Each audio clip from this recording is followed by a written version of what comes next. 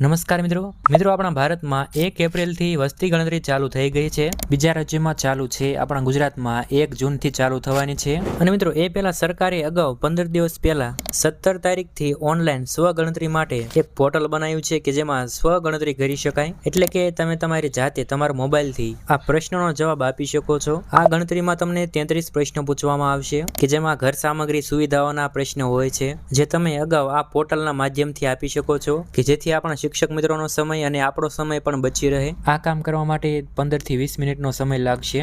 સાવ સહેલું છે। આ વિડીયો વધુમાં વધુ શેર કરજો, તમારા દરેક વોટ્સએપ ગ્રુપમાં મોકલજો। તો ચાલો જોઈએ મોબાઈલની સ્ક્રીન ઉપર। મિત્રો એ પહેલા મારી એક વિનંતી છે કે તમે વિડીયોને લાઇક કરજો, ચેનલ પર નવા હોય તો ચેનલને સબસ્ક્રાઇબ કરજો।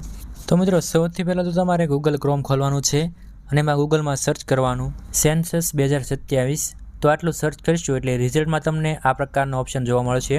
તો એમાંથી તમારે સેલ્ફ ઇન્ફોર્મેશન લખ્યું છે એના પર ક્લિક કરવાનું છે। અને મિત્રો આની વેબસાઇટની લિંક ડિસ્ક્રિપ્શનમાં પણ છે, ત્યાંથી તમે ડાયરેક્ટ આ પેજ ઉપર આવી જશો। ત્યારબાદ મિત્રો આ વેબસાઇટને તમારે ડેસ્કટોપ સાઇટમાં ખોલવાની છે। તો એ માટે તમારે આ જગ્યાએ 3 ટપકા દેખાતા છે અથવા તો આ પ્રકારનું નિશાન છે એના પર ક્લિક કરવાનું છે। ત્યારબાદ નીચે સ્ક્રોલ કરવાનું છે અને તમને આ પ્રકારનો ઓપ્શન જોવા મળશે, ડેસ્કટોપ સાઇટ લખ્યું છે અને એની સામે નાનકડું બોક્સ છે એના પર ક્લિક કરવાનું છે। તો ત્યારબાદ આ વેબસાઇટ ડેસ્કટોપ સાઇટમાં ખુલી જશે। તો સૌથી પહેલા તમારે અહીંથી રાજ્ય સિલેક્ટ કરવાનું છે, ત્યારબાદ આ કેપ્ચા કોડ અહીં ભરવાનું છે અને ત્યાર પછી આ બટન પર ક્લિક કરવાનું છે। તો ત્યાર પછી આ પ્રકારની એક સૂચના આવશે જેને તમારે વાંચવી હોય તો વાંચી લેજો। તો આમાં ઓકે બટન પર ક્લિક કરવાનું છે। ત્યારબાદ આ પ્રકારનું લોગિન પેજ આવશે જેમાં સૌથી પહેલા આ જગ્યાએ નામ લખવાનું છે કે જે ઘરમાં વડીલ હોય એમનું નામ લખવાનું છે, અથવા રેશન કાર્ડમાં જેનું મુખ્ય નામ હોય એનું નામ લખી શકો છો। તો એના પર ક્લિક કરશો એટલે આ પ્રકારની નોટિસ આવશે। આમાં તમારે ઓકે બટન પર ક્લિક કરવાનું છે। ત્યારબાદ એમનું નામ લખી નાખવાનું છે, પૂરું નામ લખવાનું છે। ઘરમાં કોઈ વડીલ હોય તો એમનું નામ લખી શકો છો। ત્યાર પછી મોબાઈલ નંબર લખવાનો છે। ત્યારબાદ ઈમેલ આઈડી જો તમારે આપવી હોય તો આપી શકો છો, નહીં તો પછી વેરીફાઈ બટન પર ક્લિક કરવાનું છે। ત્યાર પછી મોબાઈલ નંબર ઉપર ઓટીપી ગયો છે એ ઓટીપી નાખવાનો છે। ત્યાર પછી અહીંથી ભાષા સિલેક્ટ કરવાની છે, આપણે ગુજરાતી ભાષા સિલેક્ટ કરવાની છે અને ત્યાર પછી વેરીફાઈ ઓટીપી બટન પર ક્લિક કરવાનું છે।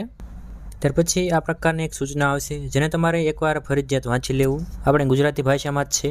અને ત્યાર પછી ઓકે બટન પર ક્લિક કરવું।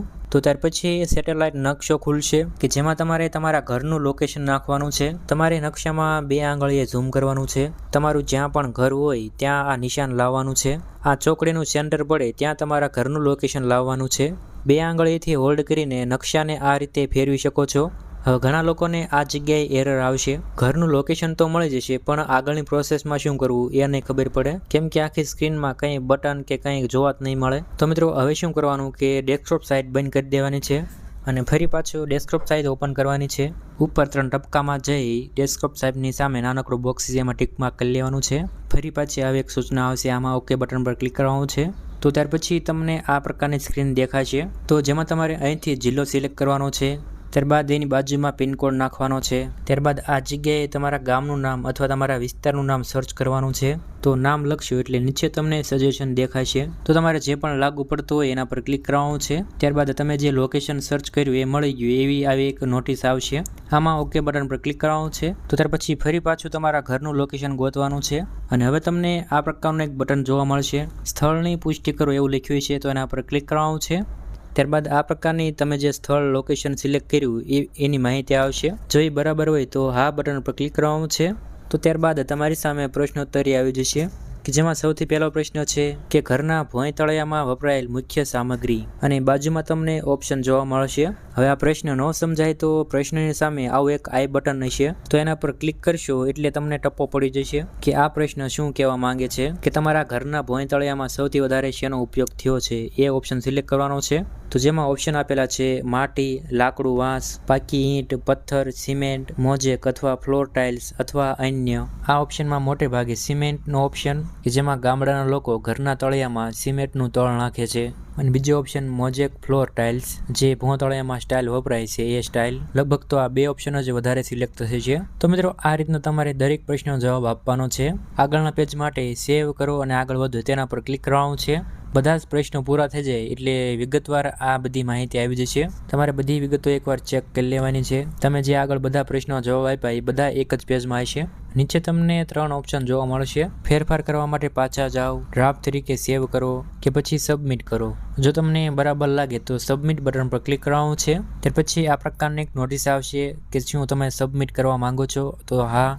તો અહીંયા તમારું ફોર્મ સબમિટ થઈ ગયું છે અને તમને એક આઈડી આપવામાં આવશે. તમારા મોબાઈલમાં મેસેજ પણ આવી ગયો છે. આનો તમારે સ્ક્રીનશોટ પણ લઈ લેવાનો છે. જ્યારે તમારા ઘરે રૂબરૂ શિક્ષકો ગણતરી કરવા આવે ત્યારે તમારે આ નંબર આપવાનો છે. માત્ર એ નંબર નાખશે એટલે કામ થઈ જશે. પ્રશ્ન પૂછવામાં એમનો પણ સમય ન બગડે અને તમારો પણ સમય ન બગડે. તો મિત્રો વિડીયોને લાઇક કરજો, વિડીયોને વધુમાં વધુ શેર કરજો.